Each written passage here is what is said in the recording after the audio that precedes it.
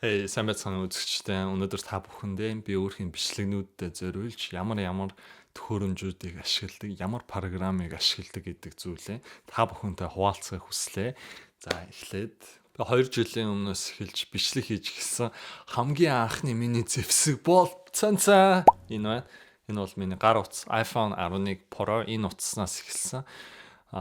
Энэ утсан дээр бол би бол iPhone-ыг бол маш сайн л гэж үзэж байна.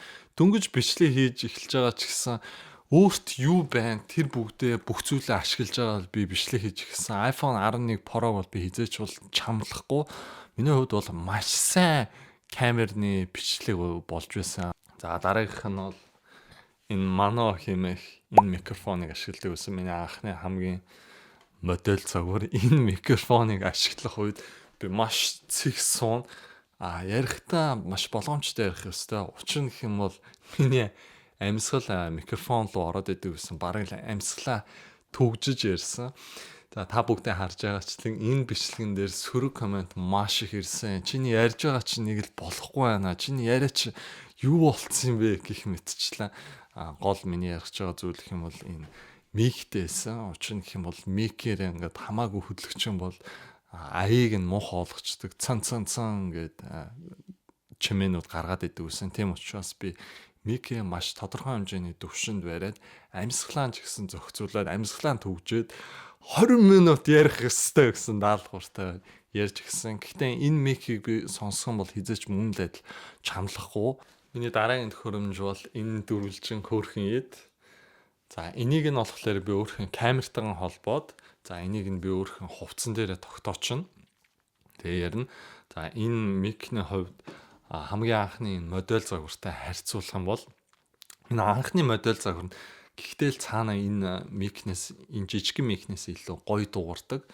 Энэ яагаад гэх юм бол энэ том энэ мик болохоор бас тэгж дуурж байх би гэж ойлгож байна. Энэ бол хамаагүй үнэтэй. Гэхдээ л миний энэ модель загвар нь хамаагүй илүү дээр сонсогддог. За энэ загварын хувьд ямар нэгэн эсвэл тийм аялаж байгаа ч юм уу тийм хөдөлгөөнд орчинд илүү зүгээр юм болов. Ямар нэгэн та үлгэр юм уу түүх ярьдаг, хов жив ярьдаг бол энэ мик бол нэг тийм би бол энэ микийг санал зөвлөхгүй. За яг ингээл өөрөө ингээ хажуу талаас ярьдаг энэ мик нь илүү таныг гоё дулаахан сонсогдуулна шүү гэж би хэлмээр байна. Би дараагийн туслахаа танилцуулах гэж байна. Энэ бол миний Sony ZV-1 камер. Sony ZV камерны хувьд iPhone-оос хав илүү юм билээ. Гэхдээ нэг зүйлийг та бүхэн маань бодож авах хэрэгтэй. Энэ нь бол гар тохиргоо. Гар тохиргоо ChatGPT юм уу Google-ээс сайн асууж байгаа тохируулч юм бол iPhone-оос хав илүү юм билээ. Би маш олон видеог янзалж байсан. За үүгээр бол баталж байна.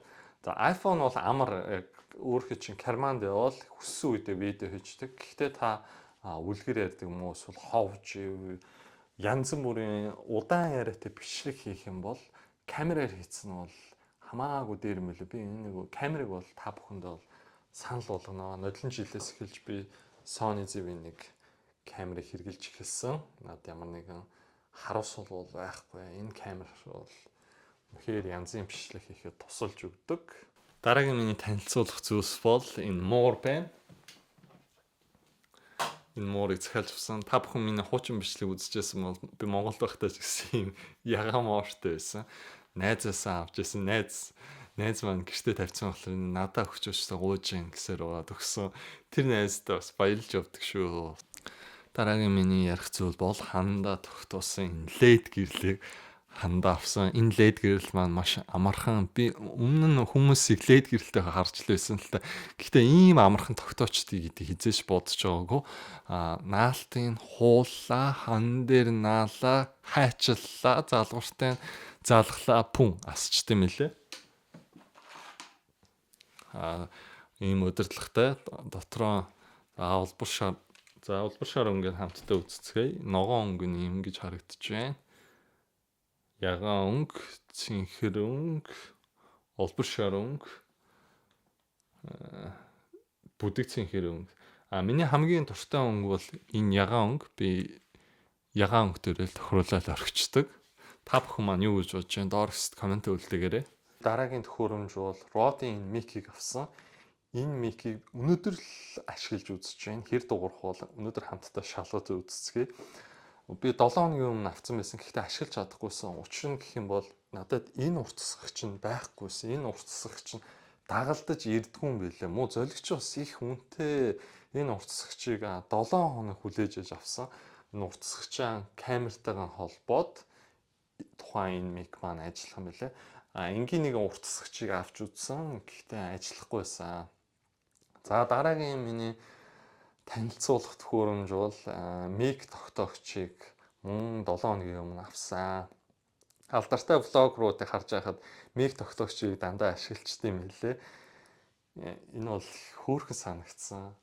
Би өнөөдрийнхээ видеог харж байхад энэ мик тогтоогч нь илүү гоё тийм сүртэй харагдуулт юм лээ.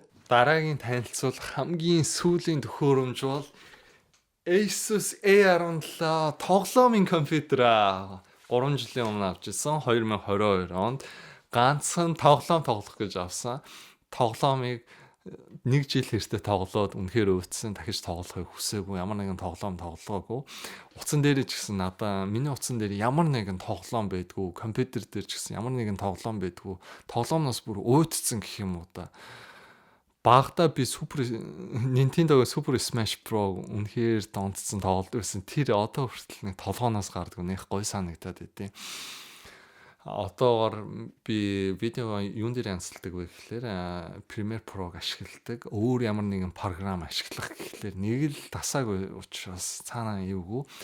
Та хэрвээ ямар нэгэн видеог янзалж эхэлж байгаа бол би бол Premiere Pro-г танд санал болгож байна. Үнэхээр ашиглахад хялбар юм билээ. YouTube дээр дүүрэн бичлэгтэй хэрхэн одоо видео янзлах вэ гэдэг талаар нь та бүхэн маань юу гэж бодож байна? Доор хэсэгт комент үлдээгээрэй. Дараа 7 хоногт иргэн уулзцгаая. Баярлалаа. Баяртай.